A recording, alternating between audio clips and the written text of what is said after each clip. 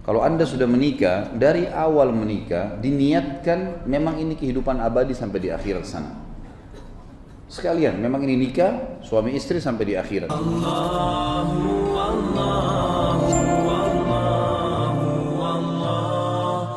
Saya mencintai Ustaz karena Allah, ahabbakallahu alladhi ahbabtani fi. Terkait bahasan ini, apakah menyesali perceraian itu termasuk mendustakan qadar? Juga tentang hadis perceraian adalah sesuatu yang halal tapi dibenci oleh Allah. Apakah sahih hadis ini? Hadis itu sahih tentunya. Amal halal yang paling dibenci oleh Allah adalah cerai. Itu dulu saya jawab hadisnya sahih. Kemudian kalau masalah menyesali perceraian, apakah itu mendustakan qadar? Tentu saja menyesali tidak. Kalau menyesali, ya, yang masuk dalam masalah dosa ini memungkiri. Kalau menyesali, kita pernah mencuri terus dipotong tangannya, dia menyesali perbuatannya itu, tidak masuk dalam mendustakan qadar. Dia pernah menikah, kemudian dia lihat pasangannya ini tidak cocok, lalu kemudian dia cerai, dan dia merasa menyesal kenapa buru-buru bercerai. Mestinya dia bertahan dulu misalnya. Nah itu penyesalan atas perbuatan. Ini tidak termasuk dalam mendustakan qadar insya Allah. Ya, tidak masuk dalam mendustakan qadar. Dan berbicara masalah perceraian, saya sudah berkali bahasakan teman-teman sekalian. Tidak perlu seseorang itu menggunakan cerai. Kalau Anda sudah menikah, dari awal menikah diniatkan memang ini kehidupan abadi sampai di akhirat sana. Sekalian, memang ini nikah suami istri sampai di akhirat. Setiap ada sesuatu yang belum terpenuhi dari pasangan kita, kita niatkan masih ada hari esok, masih ada lusa.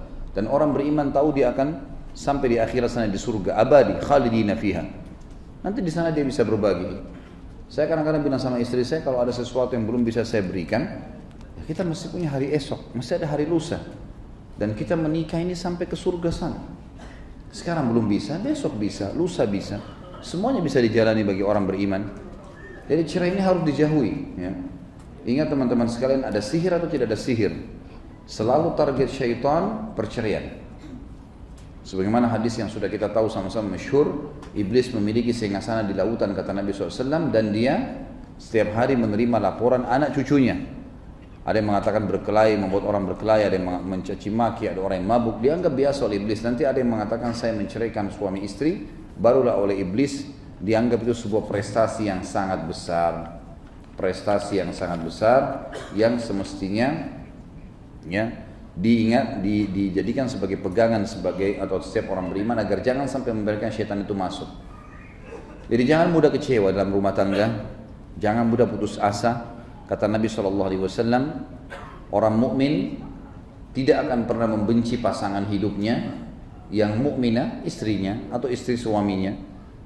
Kalau dia menemukan satu kekurangan di satu sisi, dia akan mendapatkan kelebihan dari sisi yang lain. Kecuali memang masalah fatal, ya. Misal seseorang itu terus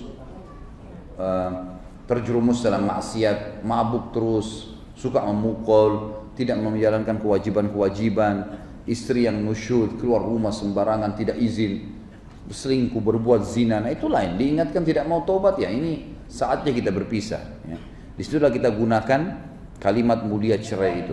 Tapi kalau teman-teman kalau telat datang, lupa janji, sesuatu yang masih bisa ditoleransi, bisa diganti hari esok. Kenapa harus ucapkan kalimat cerai? Kenapa harus mengatakan pulangkan saya ke orang tua saya? Kenapa harus setiap suami mengancam, mengatakan kalau kau tidak begini saya akan ceraikan kamu? Kalimat ini sebenarnya nggak usah digunakan, karena ini masalah halal atau haram kemaluan pasangan kita.